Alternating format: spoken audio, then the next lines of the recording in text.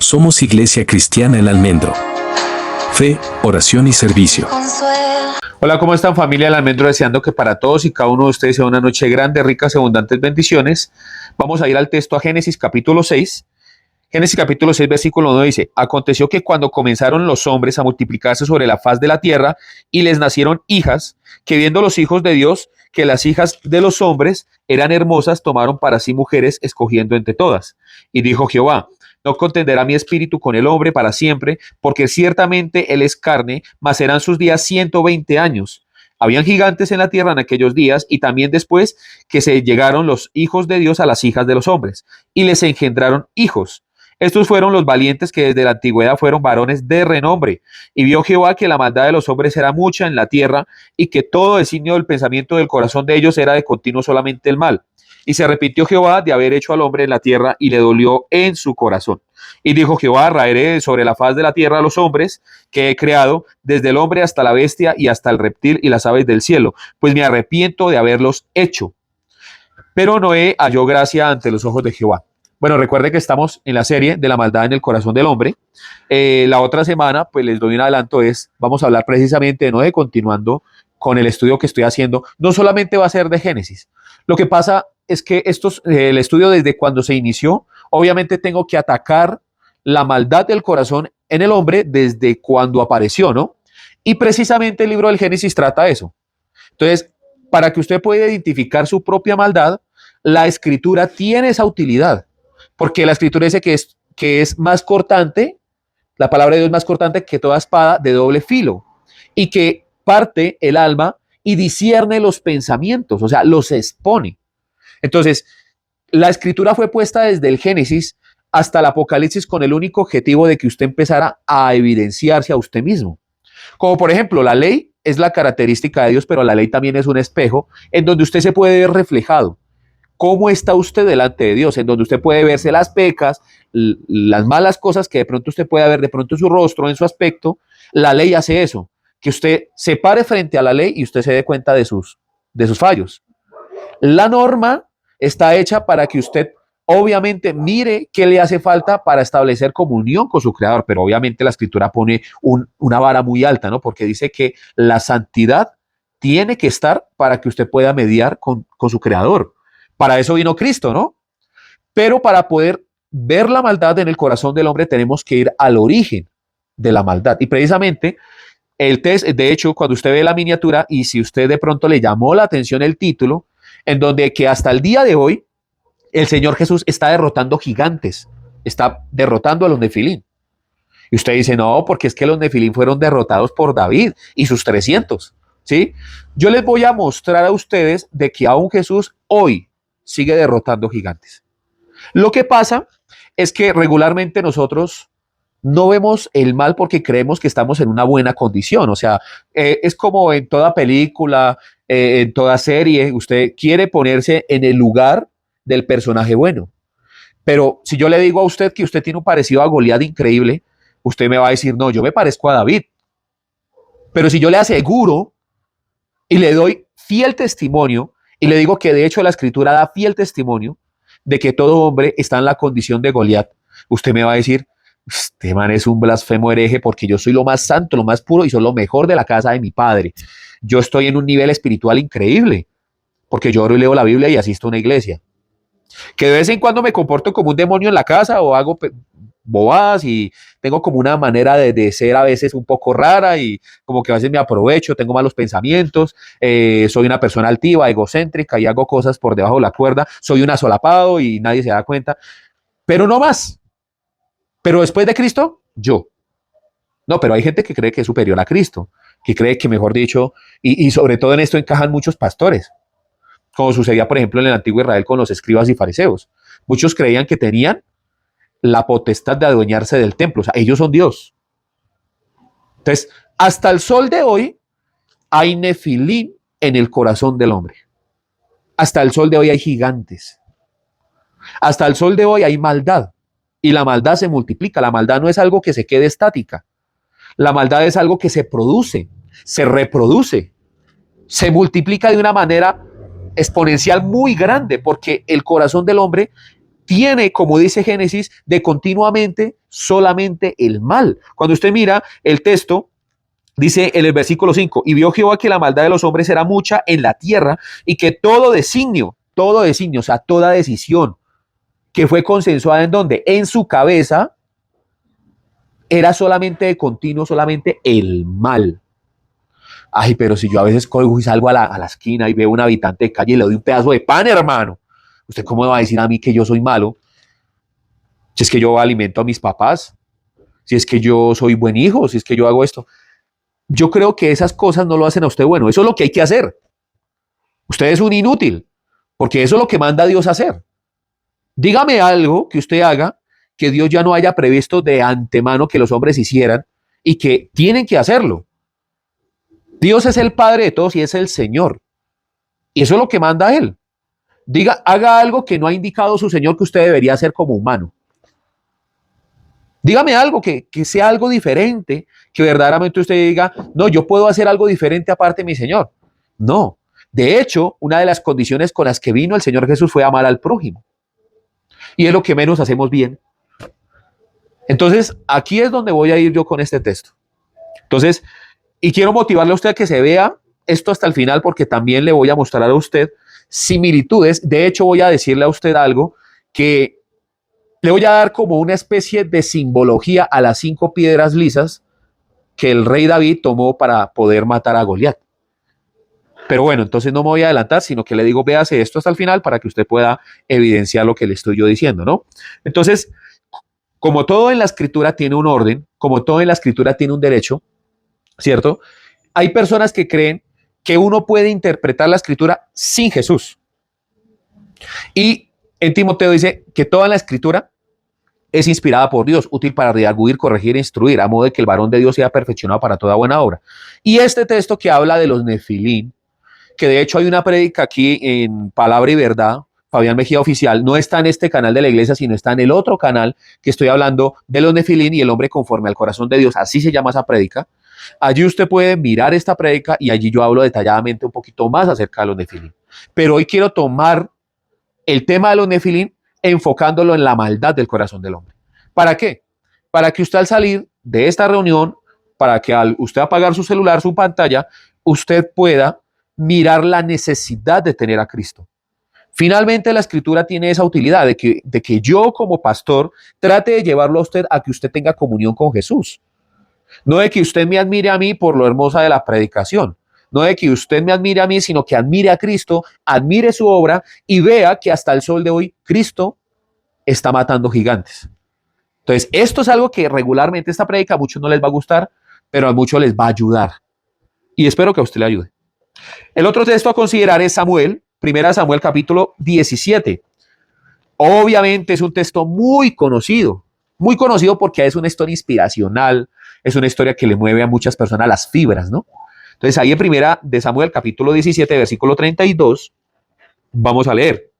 Y dijo David a Saúl, no desmaye el corazón de ninguna causa de él, tu siervo irá y peleará contra el filisteo. Dijo Saúl a David, no podrás tú ir contra el filisteo para pelear con él, porque tú eres muchacho y él un hombre de guerra desde su juventud. David respondió a Saúl, tu siervo era pastor de las ovejas de su padre, y cuando venía un león o un oso y tomaba algún cordero de la manada, salía yo detrás de él y lo hería y lo libraba de su boca. Y si se levantaba contra mí, yo le echaba mano de la quijada y lo hería y lo mataba. Fuese león, fuese oso, tu siervo lo mataba, y este filisteo incircunciso será como uno de ellos, porque ha provocado el ejército del Dios viviente. Añadió David, Jehová, que me ha librado de las garras del león y de las garras del oso, él también me librará de la mano de este filisteo. Y dijo Saúl a David, ve y Jehová esté contigo. Tan valiente Saúl, ¿no? Y Saúl vistió a David con sus ropas y puso sobre su cabeza un casco de bronce y le armó de coraza. Y ciñó David su espada sobre sus vestidos y probó andar porque nunca había hecho la prueba. Y dijo David a Saúl, yo no puedo andar con esto porque nunca lo practiqué. Y David echó de sí aquellas cosas. Y tomó su cayado en su mano y escogió 5 piedras lisas de arroyo y las puso en el saco pastoril, en el zurrón que traía, y tomó su honda en su mano y se fue hacia el filisteo. Y el filisteo venía andando y acercándose a David y su escudero delante de él. Y cuando el filisteo miró y vio a David, le tuvo en poco, porque era muchacho y rubio y de hermoso parecer. Y dijo el filisteo a David: ¿soy yo perro para que vengas a mí con palos? Y maldijo a David por sus dioses. Dijo luego el filisteo a David: ven a mí y daré tu carne a las aves del cielo y a las bestias del campo. Entonces dijo David al filisteo: tú vienes a mí con espada y lanza y jabalina, mas yo vengo a ti en el nombre de Jehová de los ejércitos, el Dios de los escuadrones de Israel, a quien tú has provocado. Jehová te entregará hoy en mi mano, y yo te venceré y te cortaré la cabeza, y daré hoy los cuerpos de los filisteos a las aves del cielo y a las bestias de la tierra, y toda la tierra sabrá que hay Dios en Israel. Y sabrá toda esta congregación que Jehová nos salva con espada y con lanza, porque de Jehová es la batalla, y él los entregará en nuestras manos.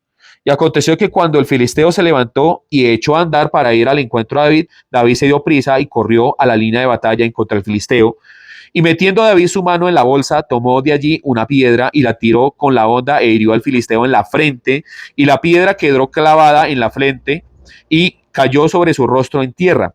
Así venció David al filisteo con honda y piedra e hirió al filisteo y lo mató, sin tener David espada en su mano. Entonces corrió David y se puso sobre el filisteo y tomando la espada de él y sacándola de su vaina, lo acabó de matar y le cortó con ella la cabeza. Y cuando los filisteos vieron a su paladín muerto, huyeron. Usted me va a decir: uy, pero ¿para qué lee todo ese texto? ¿Qué necesidad hay de leer todo el texto? A veces, para las personas de la actualidad que no les gusta leer Biblia, es necesario, sobre todo para que puedan contextualizar esto que les voy a mostrar a continuación. A ver, antes de entrar en el pasaje con David, quiero entrar en unas situaciones que yo quiero que usted empiece a entender desde ya. Por ejemplo, ustedes saben que la maldad de los hombres, según Génesis capítulo 6, empezó a multiplicar, pero eso pasó desde cuando Caín e incluso desde cuando Adán cometió pecado. Pero cuando Caín cometió el pecado de matar a su hermano Abel, a él le nació un hijo llamado Lamec. La prédica pasada es acerca de Caín y su descendencia, para que se vean también la prédica pasada, es muy interesante. Esto está después, en donde la maldad de los hombres empezó a multiplicarse. Pero cuando usted lee Lamec, usted puede entender que ese es el corazón del hombre. Y usted no puede esperar de un palo de mangos, de un palo de guanábanas o de un palo de aguacates que le dé naranjas.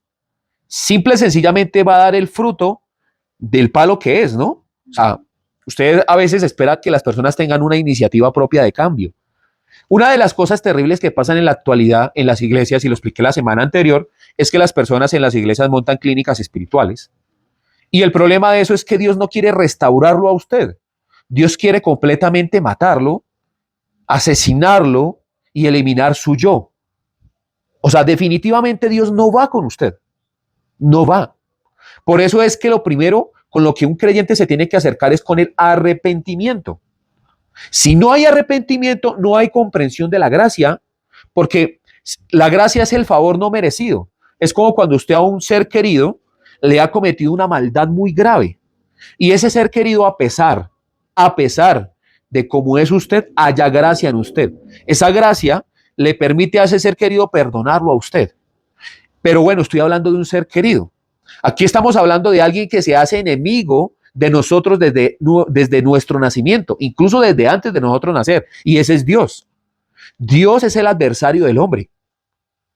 Y nosotros pensamos que no, como dice el Papa, es que Dios ama a todo mundo por igual. No, Dios dice que Él está esperando y que la ira de Él no se tarda y que Él no va a tomar por inocente al culpable.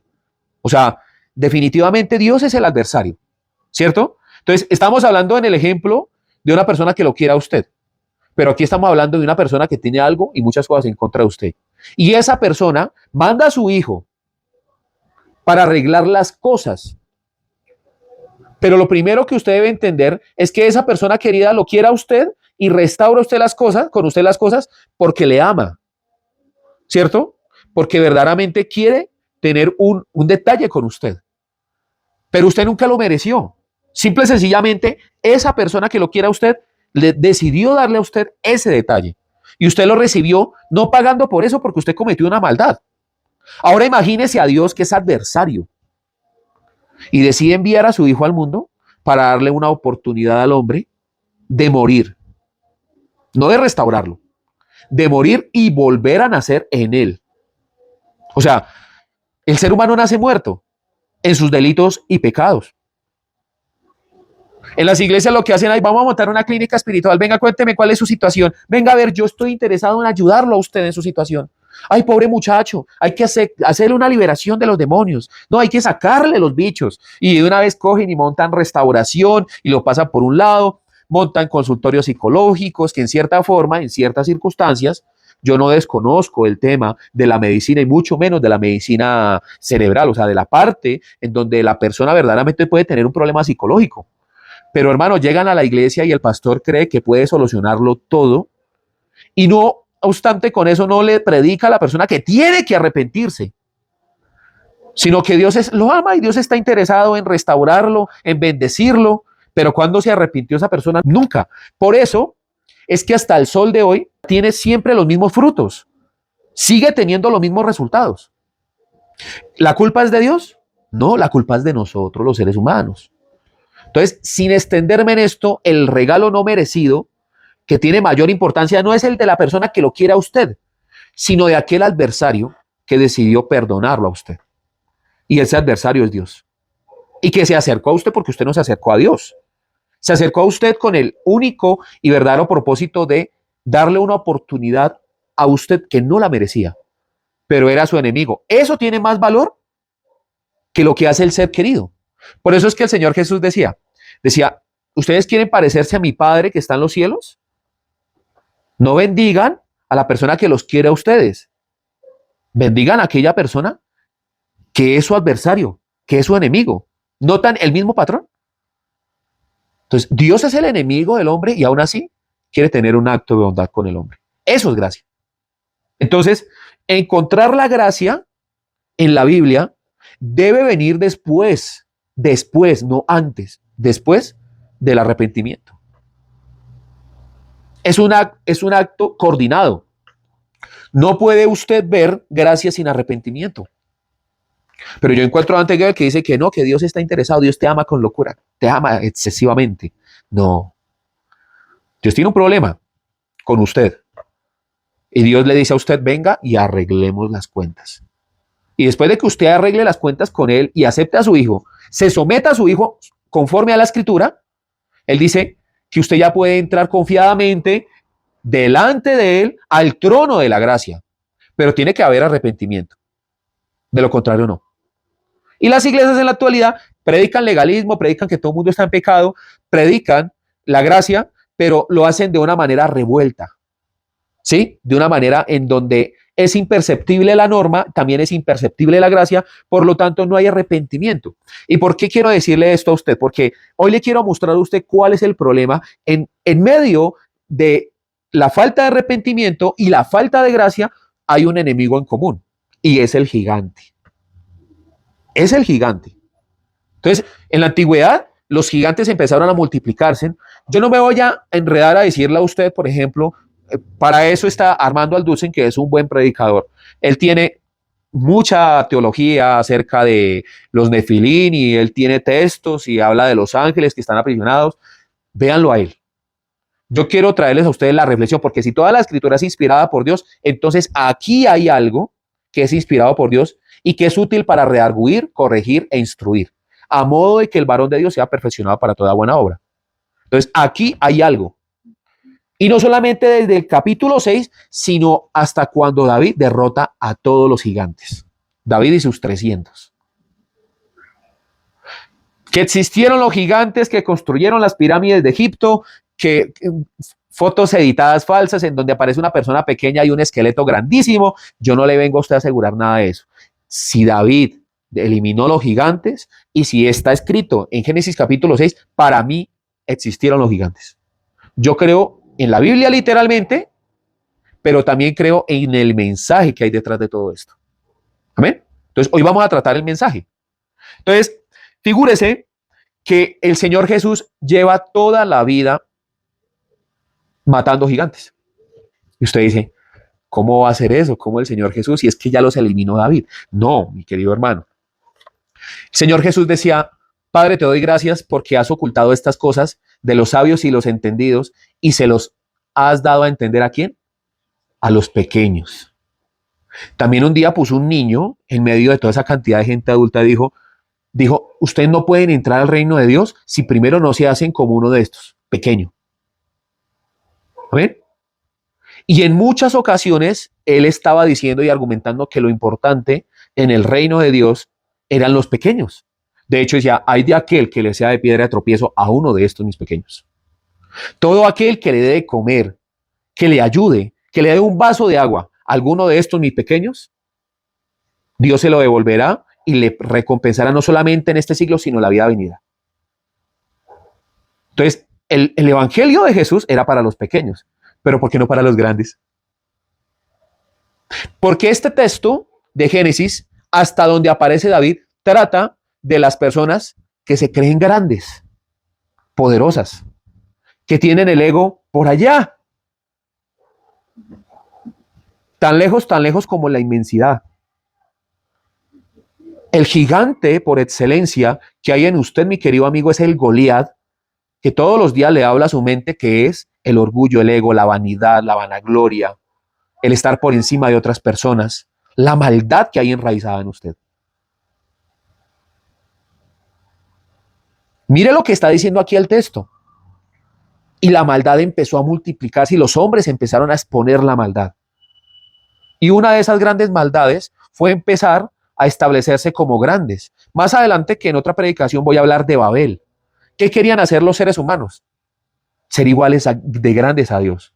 ¿Cuál es el principio de Satanás? Poner su trono al lado del Altísimo, ser semejante, superior al Altísimo, ser un gigante. Lo que pasa es que usted no considera que usted es un gigante. Ese es el gran problema. Ahora, mi intención no es que usted se sienta humillado ni que se sienta acusado. De hecho, Jesús tenía su gigante. Uy, ¿cómo me va a decir eso? Esto es horrible, qué herejía. Ya está igual que el Insane Font con su cuadridimensión. No, hermano, no. No me voy a salir de la escritura. Mateo capítulo 4. En Mateo capítulo 4 hay un texto que a mí me encanta y que les quiero compartir hoy, porque cuando ustedes vean este texto, ustedes van a darse en cuenta de un patrón o de una figura que tenía el Señor Jesús, que regularmente las personas y que el pueblo de Israel durante el Éxodo no pudo superar. ¿Sí? Vamos allá. Dice, entonces Jesús fue llevado por el Espíritu al desierto para ser tentado por el diablo. Y después de haber ayunado 40 días y 40 noches, tuvo hambre. Y vino a él el tentador y le dijo, si eres el Hijo de Dios, di que estas piedras se conviertan en pan.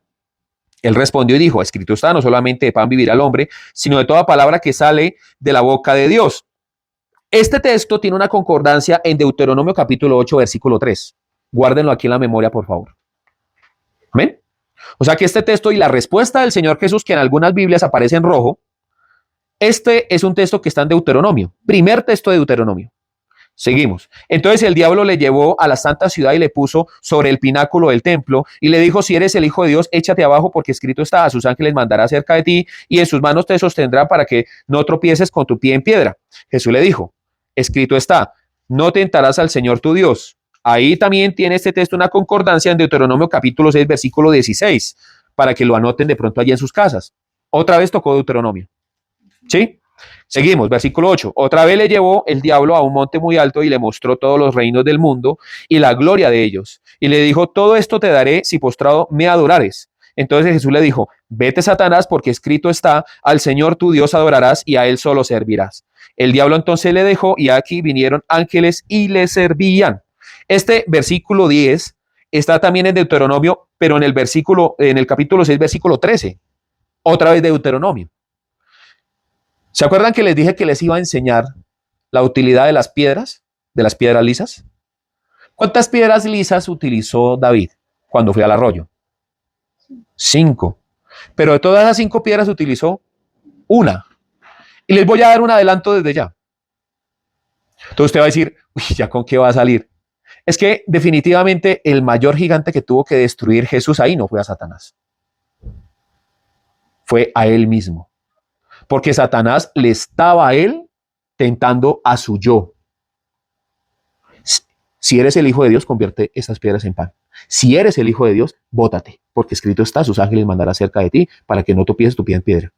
Si eres el Hijo de Dios y si me adorares a mí, yo te daré todo esto. O sea, lo estaba retando. Una de las cosas más grandes que tiene el ser humano y por qué el ser humano se venga y verdaderamente busca lastimar a su otro hermano, es porque le tocan el ego. El ego. El gigante que está derrotando aquí a Jesús es al hombre que hay en él. Y recordemos que él era 100% Dios, pero también 100% hombre. Él fue tentado en todo, pero en él no se halló pecado. O sea, fue tentado en todo. En él también se trataba de levantar hasta el último momento de su muerte. Un hombre falto de temor le dijo: si tú eres el Hijo de Dios, bájate y bájame a mí también, y así demostrarás que eres Dios. Dígame una cosa, si usted fuera Jesús, usted se baja de la cruz y agarra a dos sinvergüenzas a tiestazos, los quemo. Mire, yo como hijo de Dios, mire, yo sería terrible. Primero, me pido una silla, con el toque de mis dedos hago que aparezca una silla masajeadora y los pongo todos en fila y los empiezo a achicharrar uno a uno. Yo tengo que serle a usted sencillo, o sea, sincero, tengo que yo a usted serle muy sincero. Los mando a achicharrar. ¿No? Me dan latigazos, me desgarran la piel, me clavan unos clavos larguísimos, me ponen una corona, me golpean, me escupen. Si yo fuera el Hijo de Dios, ¿qué no haría? Menos mal no lo soy. Ay, pastor, usted habla horrible. Si aquí están, ay, pastor. Sí, sí, hermano. No sea solapado. Usted también lo haría. Todos lo haríamos. ¿Sí o no? Si tuviéramos el poder. Y una persona con poder cambia. Pero él teniendo el poder, Satanás vino a tentarlo dentro de su poder. Vino a tentarle el yo, el ego, la maldad. Vino, este es hombre también. ¿Qué buscan los hombres? Saciar su vientre. ¿Qué buscan los hombres? Que Dios los guarde de todo mal. ¿Qué buscan los hombres? Reconocimiento, fama. Y que todas las naciones se rindan ante ellos. Ese es lo que busca el hombre. Y eso es lo que buscan las iglesias de la prosperidad. ¿Sí? Entonces, fíjese en esto. Tuvo muchos textos el Señor Jesús para responderle a Satanás, pero solamente tomó una sola piedra de la Torá. Génesis, Éxodo, Levítico, Números y Deuteronomio. ¿Qué hizo David? Cogió 5 piedritas y de esas 5 piedritas utilizó una. Ahora, ¿esto es parecido a la cuadridimensión del Lyceum Font? No, definitivamente no. Es que Dios utilizó a su Hijo para mostrarle a Satanás verdaderamente, a la humanidad, quién es el gigante al que hay que derrotar. Por eso es que es tan importante ver el estudio desde el Génesis, porque dígame quién fue el que mató a todos los gigantes en el Antiguo Testamento. David. David y sus 300. Jesús deja a sus discípulos, deja a un hombre como el apóstol Pablo, experto en matar gigantes. Deja a Pedro, deja a todas estas personas para matar gigantes. Y desea que usted haga lo mismo. Jesús, hijo de David, ten misericordia de mí, le decían al Señor Jesús, el segundo David. ¿Y cómo mataba David a los gigantes? No porque, miren lo que dice el texto de Samuel, no tenía espada, no tenía a qué aferrarse, una simple piedra en el nombre de Jehová de los ejércitos. Y así mató David al gigante sin tener espada en su mano, dice el texto en Samuel. Pero usted espera tener la espada en su mano, ¿sí? Ahora Dios le ha dado a usted algo mucho más fuerte que una simple piedra lisa. Le ha dado el Evangelio. ¿De dónde salió el Evangelio? De la Torá. La Torá es amor y la Torá es Jesucristo. Hay que entender esto. ¿Qué hizo el Señor Jesús? Tomó un solo libro y con ese solo libro le dio en la cabeza a Satanás y se dio en la cabeza a sí mismo, tanto así que en el Valle de los Olivos dijo, Padre, si es posible pasa de mí esta copa, pero no se haga mi voluntad, sino se haga la tuya. Pero los hombres buscan hacer su voluntad todos los días. Usted es un Goliat. Usted y yo somos Goliat. Y Dios utiliza la palabra para matar al gigante. Por eso el Señor Jesús nunca estuvo con las personas que eran grandes. Nunca estuvo con los reyes, nunca estuvo con aquellas personas que decían que eran grandes delante de Dios, sino estuvo con los pequeños. A Dios no le interesa estar con un grande, porque Dios mira al altivo de lejos, más al humilde lo mira de cerca. Hasta el sol de hoy, Jesús está aniquilando el gigante que hay en usted. Y le dice, si alguno viene en pos de mí, niéguese a sí mismo, tome su cruz y sígame. ¿Sí o no? Hasta el sol de hoy le dijo a Nicodemo, ninguno tiene la vida eterna si no nace de nuevo. Y se la pasó, se cansó el Señor Jesús, le salieron callos en la lengua tratando de decirle a las personas que tienen que morir. No es opcional. No es opcional. Y el hombre conforme al corazón de Dios, que en ese momento era David, es sombra y figura de Jesús. Y Jesús no solamente mata a los gigantes, sino se va a una cueva llamada Lodebar, y allí en esa cueva se esconde, y de allí saca a sus 300 valientes, y a esto los comisiona para ir a tumbar gigantes. Jesús también se escondía de los fariseos en muchas ocasiones, huía de los gobernantes y se metía donde los ladrones, las prostitutas, se metía donde los cobradores de impuestos, que también eran ladrones. Él se metía con lo más pobre y humilde de Israel, con los pequeños. Y a esos comisionó y les dijo, id por todo el mundo y haced discípulos, bautizándolos en el nombre del Padre, del Hijo y del Espíritu Santo. Vayan y maten gigantes. El gigante que está por excelencia en la actualidad no son los dioses que tiene la Iglesia Católica, no son algunas corrientes de religión. El mayor gigante que hay en la actualidad somos nosotros mismos, el yo, el ego. Ese es el verdadero gigante que hay que bajarle la cabeza. Es necesario que usted entienda esto. O sea, Dios no está interesado en negociar con usted, como nunca quiso negociar con los gigantes. ¿En qué momento quiso negociar con algún gigante en aquel entonces? No, porque el gigante desarrolla su maldad dentro de su egocentrismo, dentro de su egoísmo, dentro de su vanagloria. Por eso es que él no está de acuerdo con el gigante. ¿Notan eso? Y el rey David fue puesto allí ante Saúl. Él fue a donde Saúl, ni siquiera fue puesto, fue que él fue. Y cuando él fue allí, le dijo, yo soy pastor. Y usted mira en la conversación que ellos dos tienen, él dice, cuando venía un oso o cuando venía un león, ¿qué hacía? Los agarraba del cuello. Cuando una persona agarraba a un león del cuello, a un oso, y los estrangulaba. No estoy diciendo que la Biblia sea mentirosa, es que quiere mostrarle a usted algo, ¿sí? Y los estrangulaba y los agarraba de la quijada y los mataba, ¿no?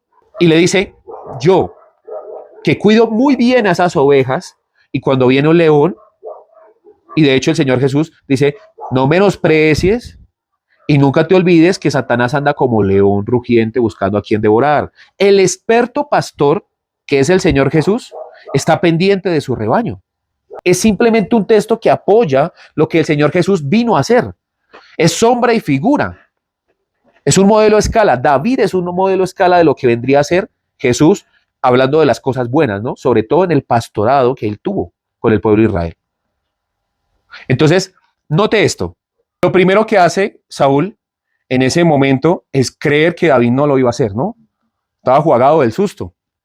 Y lo que hace David en ese caso es ir con toda la fe, pero lo primero que trata de hacer también Saúl es ponerle su armadura.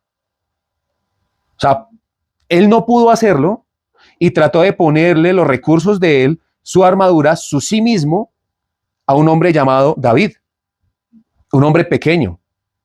Pues él trató de andar y no pudo.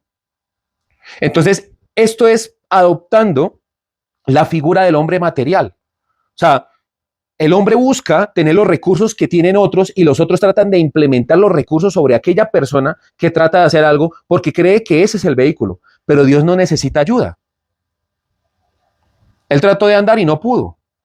Entonces él cogió, tomó su cayado con el que pastoreaba las ovejas, dice el versículo 40. Vamos ahí a 1 Samuel. 1 Samuel 17, en el versículo 40 que dice, y tomó su cayado en su mano y escogió 5 piedras lisas del arroyo y las puso en su saco pastoril, en el zurrón que traía, y tomó su honda en su mano y se fue hacia el filisteo. O sea, él no necesitó nunca de ninguna armadura. Como ninguna persona necesita de la ayuda del hombre. Necesita es tomarse de la Torá, de la palabra. Cuando el texto dice que toda la escritura es inspirada por Dios, útil para redarguir, corregir e instruir, ¿qué tenía el apóstol Pablo en su mano para decir este tipo de cosas? ¿Tenía los evangelios? No, ni siquiera habían sido elaborados. O posiblemente habían sido escritos, pero nadie pensaba que eso iba a ser el Nuevo Testamento. Tenía la Torá. El apóstol Pablo era judío. El Tanaj, Torah, Nevin y Ketuvim, son las tres partes en donde, como se divide el Antiguo Testamento para los judíos. Si usted le quita del Tanaj, usted le quita, por ejemplo, Nevijín o los Ketuvim, o sea, los profetas o los escritos, los judíos no pelean por eso. O sea, ellos dicen, esos textos pues son textos históricos, sí nos ayudan de pronto a interpretar un poquito la Torah, pero en realidad para nosotros lo valioso es la Torá. Por eso se debe entender la Biblia dentro del contexto de lo que es el pueblo de Israel y de lo que en ese momento vivió el Señor Jesús, de lo que vivió el apóstol Pablo. No tenía toda la Biblia, pero es que la Torá habla de Cristo. ¿Me explico? Entonces, pero la Torá también le dice a usted qué cosas usted debe hacer para agradar a Dios. Y si usted agrada a Dios en una humildad y en un momento de fe, cuando Satanás venga a decirle a usted, venga, si usted es hijo de Dios, ¿por qué tiene tanta escasez? Y usted lo primero que hace, oiga, si yo por qué tengo tanta escasez, es que Dios no me ama. No, lo primero que usted tiene que hacer es matar a ese bicho que hay interno, que está en usted y decirle, no solamente de pan vivirá el hombre, sino toda palabra que sale de la boca de Dios. Irse a la Biblia y promover su fe a través de la Biblia. Cuando Satanás le esté tratando de decir a usted que sufre de depresión, que se siente solo, que siente que no tiene solución su vida, decirle, venga, bótese de esta distancia porque escrito está, Dios lo va a guardar a usted. Venga, haga esta estupidez, vaya, robe o haga tal cosa, porque Dios está con usted, Dios lo va a guardar. No, mi querido amigo, escrito está, no tentarás al Señor tu Dios. Cuando en muchas ocasiones le ofrezcan toda la plata de la vida, en negocios ilícitos, en cosas fáciles, en atajos, en vainas que no tienen verdaderamente un sustento de trabajo, de esfuerzo en Dios, hermano, solamente a tu Dios adorarás y solamente a Él servirás. Pero las personas lo que buscan, primero vuelvo, les digo yo, es que Dios les llene el vientre, que Dios los guarde de todo mal, sin importar la maldad de ellos, y que Dios ponga a todo el mundo arrodillado a sus pies. Ese es el tema. Si notan eso, lo mismo. Entonces, hay que tener mucho cuidado, porque Dios entiende las cosas diferente a lo que nosotros lo entendemos. ¿Por qué? Porque no tenemos Biblia en la cabeza. No nos podemos comparar al apóstol Pablo porque el apóstol Pablo era judío, griego de griegos. Fue un hombre que fue criado a los pies de la Gamaliel, un filósofo y un hombre que era inteligente en aquella época, que era educado. Aparte de eso, el apóstol Pablo era judío. Era un hombre que conocía las letras de la Torá desde muy niño. No nos podemos comparar a él, pero tenemos que alcanzar la medida y la estatura del varón perfecto. Y él decía, imíteme a mí como yo imito a Cristo.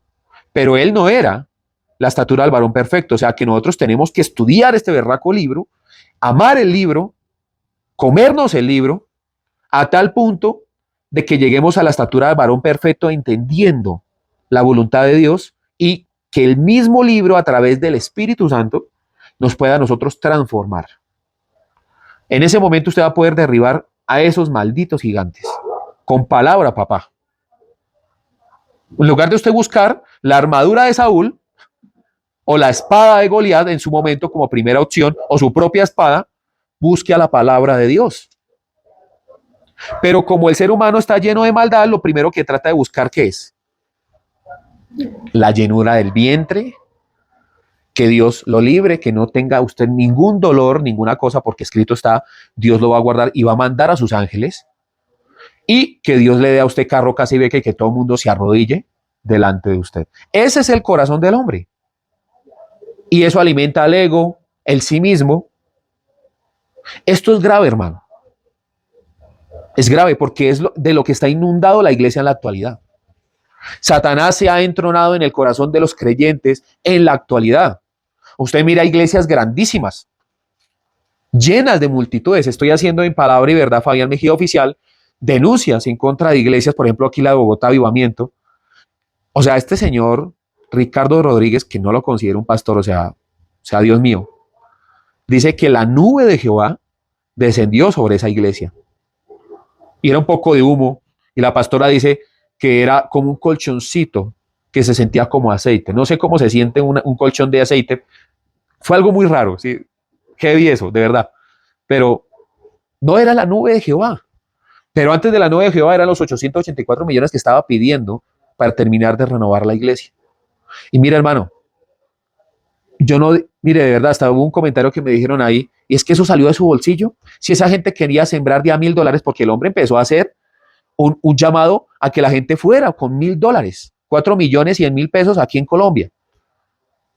Y después cuando vio que no completó los 220 con los $1,000, llegó como que a 120, cogió y dijo, bueno, si usted tiene 1.000.000, venga, corra al altar. Y el hombre, ay, ven, Dios los ponga arriba y todo, y la gente, mejor dicho, feliz. Y después vino la nube de Jehová, o sea, Dios se alegró por el dinero. Y tratan de replicar la historia en donde el pueblo dio para la construcción del templo, pero nosotros ya tenemos más que el templo. Tenemos a Jesucristo. El templo era sombra y figura de Jesucristo. El tabernáculo era sombra y figura de Jesucristo. ¿No? El arca del pacto, sombra y figura de Jesucristo. Pero no, hagamos un templo más grande para llenar el ego del hombre. Eso es un gigante terrible que está enraizado en las iglesias en la actualidad. Todas las iglesias buscan tener multitudes y que la iglesia sea multitudinaria y que tener unas puertas grandísimas y que las paredes sean hermosas, los pisos. Hermano, pero ¿para cuándo el corazón? ¿Para cuándo el corazón? Esas personas van allá para que les llene el vientre, para solucionar su necesidad económica. Los comentarios me decían, ay, que Dios bendiga a todas las personas en su necesidad económica. ¿Cuándo usted piensa, de verdad, en qué cabeza le cabe a usted de que Dios envió a su hijo y que Dios vino solamente para saciar su vientre? Esos son añadiduras. Yo no estoy criticando ni juzgando a aquella persona que bendice a su iglesia local. Hay que apoyar su iglesia local. Yo a lo que critico, ¿qué es? Que, vea, hasta esa gente que vaya, ni siquiera pertenecen a esa iglesia. Porque yo era uno. Yo era uno. Y yo no voy a ser hipócrita con usted. ¿Yo qué hacía? Había el Congreso de Avivamiento. Había alguna fecha especial, hasta me llegaban a mí las invitaciones. Y ellos le venden allá que ellos son los autores de la unción. Que el Espíritu está allá. Entonces yo pertenecía a una iglesia local también de la prosperidad porque estaba en una secta. Y entonces yo decía, bueno, yo también quiero tener esa segunda porción de la unción, esa doble porción de la unción. Y me iba para allá y allá también dejaba mi dinero. Pero pertenecía a otra denominación. Eso sucede y eso lo hacía yo. Entonces, iba allá uno, daba su dinero porque pensaba que uno con eso compraba el favor de Dios, porque esa era la herejía que le metían a las personas a uno manipulando la escritura. Pero, hermano, usted pertenece a una iglesia, ¿aquí allá no está Dios? ¿Por qué la gente va allá y de otros países a tratar de llenarse de una doble porción de la unción? Si Dios no da su espíritu por medidas.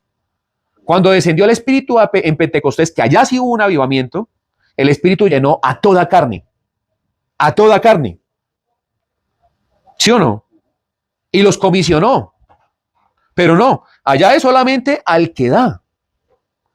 ¿Notan el ego y el orgullo que hay en los hombres? El camino fácil, la ruta más breve. Ese es el camino fácil y el Señor Jesús dijo, porque ancho es el camino, o sea, fácil de andar, que va hacia la perdición. Pero senda, angosta, la senda que va a la salvación.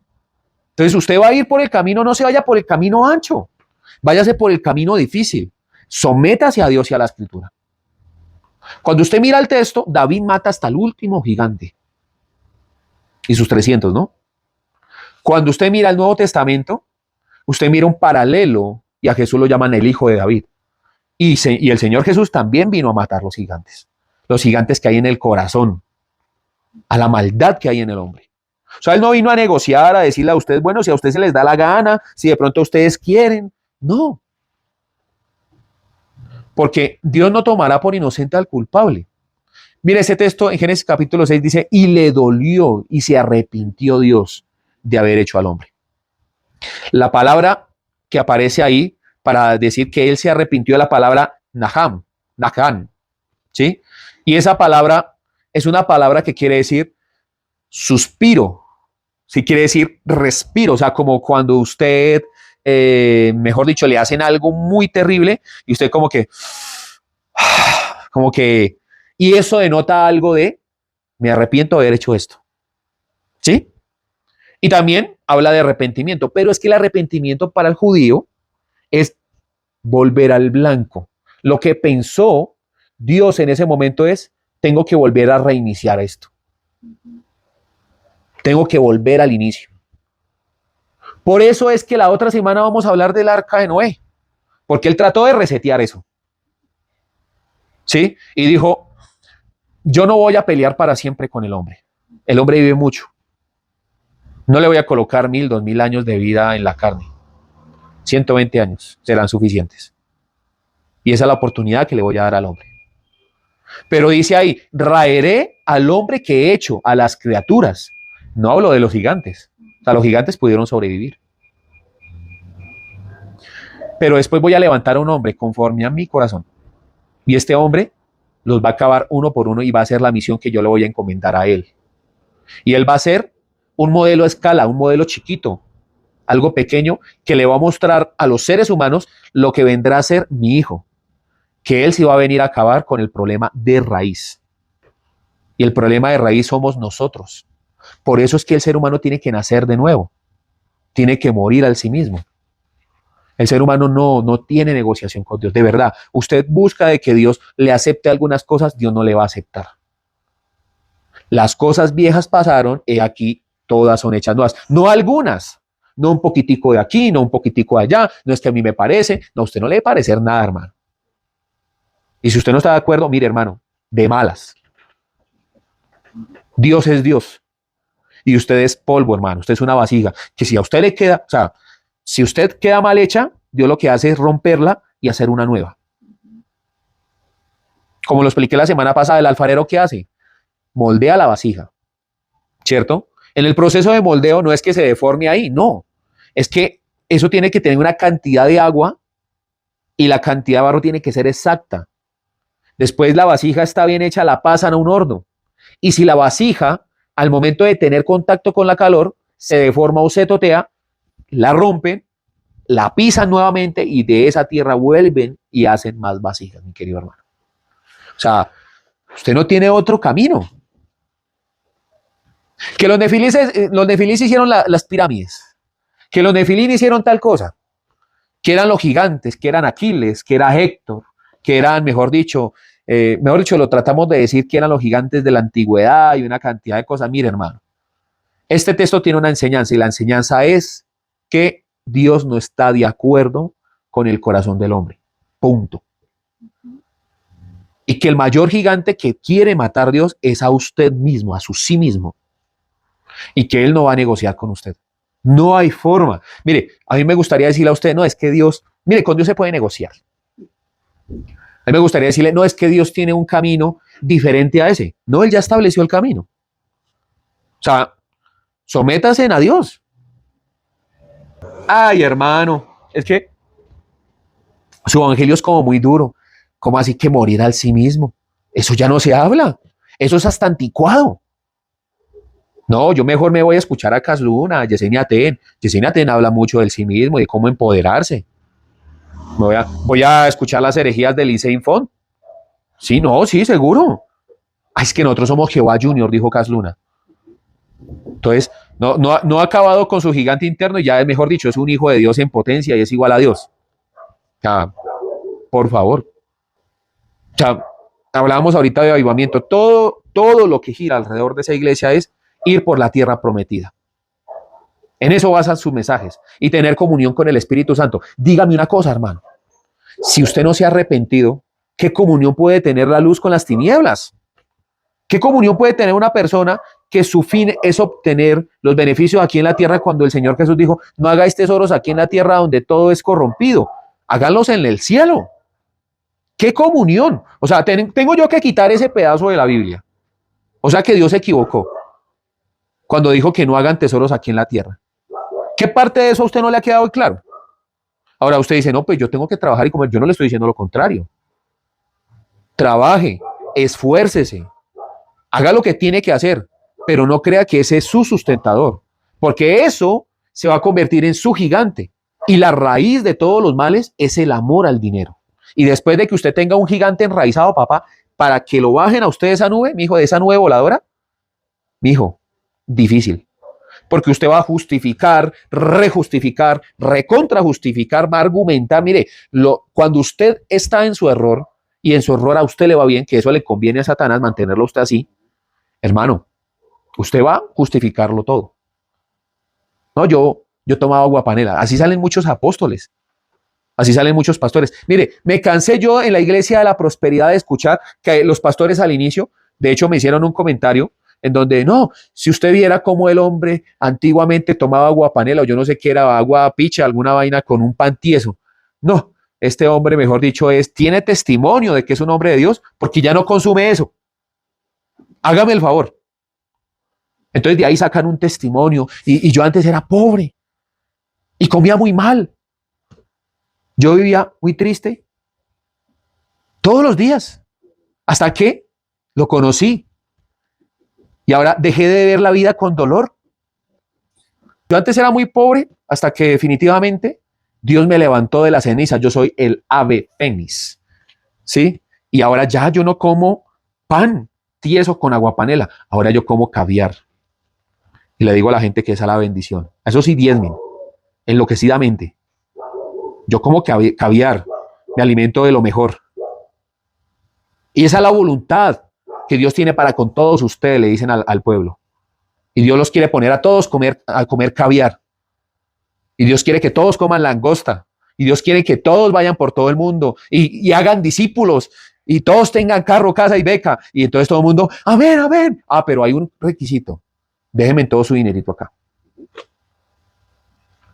Ese tipo de pastores tienen un gigante en su corazón de un tamaño. No les ha amanecido el evangelio. Y tienen un ego que creen que ellos son los únicos y fundamentales en el evangelio. De esto está plagado el evangelio. Es una plaga, hermano. Es una plaga. Y a mí me da celo. Mire, de hecho yo decidí montar el canal de Palabra y Verdad, Fabián Mejía Oficial, con el propósito de desenmascarar y denunciar a esos pastores. De verdad, yo miro eso, yo digo, Dios mío, ¿en qué se ha convertido esto? Y me hierve la sangre, hermano. Yo no sé cómo puede la gente admitir ese tipo de evangelios, de verdad. Pero los que admiten ese tipo de evangelios se merecen esos pastores y tienen un gigante interno igual al de esos pastores. Y su condenación no se duerme. Y si usted en algún momento está militando, o si aún milita, o ha militado y usted no se ha arrepentido, yo le convido a que venga Jesucristo. Jesucristo derramó su sangre en la cruz por usted, para que usted no obtuviera todos los deseos de su corazón. Imagínese donde eso fuera así. Imagínese donde nosotros pudiéramos obtener todo lo malvado y perverso que hay en nuestro corazón. Ay, pero si es que yo quiero un avión, yo quiero un jet privado, ¿qué de malo tiene eso? Hermano, eso va a alimentar su ego. Es que yo quiero un Lamborghini, ¿para qué? ¿Para demostrarle a quién? A mi ex. ¿Sí? Quiero un Lamborghini para demostrarle a mi ex que triunfé en la vida y que mire de lo que se perdió. Quiere ir a un restaurante y tomarle fotos a la comida para demostrarle a las otras personas de que triunfó en la vida. ¿No le parece absurdo a usted eso? Eso es tener un gigante armado y ese gigante, noten el diálogo, note el diálogo de Goliat. El diálogo de Goliat es un diálogo egocentrista. ¿Me enviaron a ese enano? ¿Acaso yo soy un perro para que me envíen a ese enano a ese pitufo? ¿Acaso yo qué soy? Entonces, ¿qué se creía él? ¿Notan en el diálogo? ¿Acaso yo soy un perro? ¿Sí? Entonces, el Goliat lo que tiene es un ego elevado y por ese ego fue derrotado. Lo que hizo Dios fue coger y le puso una velocidad a esa piedra. Dijo, venga a ver, le voy a demostrar quién es usted. Cogió un enano y le dio un poder a esa piedra lisa que se la puso en la frente al gigante. De la misma manera, el Señor Jesús, en ese momento Satanás, dice que en la tentación dice, y Jesús tuvo hambre, y Satanás vino. O sea, Satanás se dio cuenta que tenía hambre, que Jesús estaba desesperado, y vino, y trató de tentarle. Dijo, aquí en este momento voy a hacer que salga el yo. Y es que sí, mi querido hermano, cuando tenemos momentos de angustia, de debilidad, ahí es cuando sale muchas veces el verdadero yo. Cuando se nos pellizca, ¿no? Pero en ese momento, de la misma manera que David, Jesús utilizó un solo libro de la Torá, Deuteronomio, una piedra lisa, y le puso esos versículos a Satanás y a ese gigante que había en él, y definitivamente lo aplastó. Aquí no vale otra cosa sino la voluntad del Padre. La voluntad del Padre para con usted, para con su familia, es la voluntad de Dios. ¿Por qué tenemos tanto conflicto con Dios? Porque no aceptamos su voluntad. Ustedes piden y no reciben porque piden mal, porque piden para saciar sus propias necesidades. El gigante que hay en nuestro corazón enraizado es el que hay que definitivamente eliminar. Espero que esta predicación, que es reflexiva, le haya llevado a usted a entender algo completamente diferente acerca de los nefilín. No se lo toqué de pronto a más profundidad, porque eso tiene, mire, la historia de David desde un inicio, desde cuando está siendo escogido por Samuel. Usted mira que los hermanos de David eran hombres grandes, fuertes, diestros para la batalla, y Dios escoge a un pastor de ovejas. Dios no va con el gigante, Dios no va con el grande. Aquí el único grande y gigante es Jesucristo. Finalmente, el sacrificio de Jesús sirvió para demostrar quién es el verdadero gigante. Y es el gigante que usted debe tener en su corazón. Pero usted va a ser siempre pequeño. Nosotros somos pequeños. Cómase eso. Desayune, almuerce y cene con esa idea. Mire, sin extenderme más, yo les voy a decir una cosa. Si usted ve algo bueno en la predicación que ha visto el día de hoy, o en alguno de los mensajes que Dios me ha permitido predicar, es Jesús. No soy yo. No soy un buen predicador. Hay hombres que son mejores. Cristo es el único importante aquí. Y si esta predicación ha servido para que usted note la necesidad de tener a Cristo en su corazón, no depender de usted mismo, sino depender del Creador del cielo y la tierra desde el inicio, llamado Jesús, créame, que es lo más importante y es el único fin de hacer este trabajo que estoy haciendo el día de hoy. Espero que esta predicación le motive a buscar de Jesús y de su palabra. Somos Iglesia Cristiana del Almendro, Fe, Oración y Servicio. Si le gusta nuestro contenido, dele like, suscríbase, que con esto nos ayuda un montón. No se olvide también de visitarnos en nuestro otro canal, Fabián Mejía Oficial, Palabra y Verdad, en donde encontrará defensa acerca de falsas posturas en el Evangelio y de cosas que verdaderamente estamos viendo en estos tiempos que son últimos, en estos tiempos finales en donde la apostasía ha tomado la iglesia. Bendiciones, shalom. Te invitamos a que nos visites en nuestras redes sociales, comentes, compartas y dale me gusta. Nos encuentras en Facebook como Iglesia Cristiana El Almendro, Instagram El Almendro Iglesia, YouTube Iglesia Cristiana El Almendro y TikTok Iglesia El Almendro.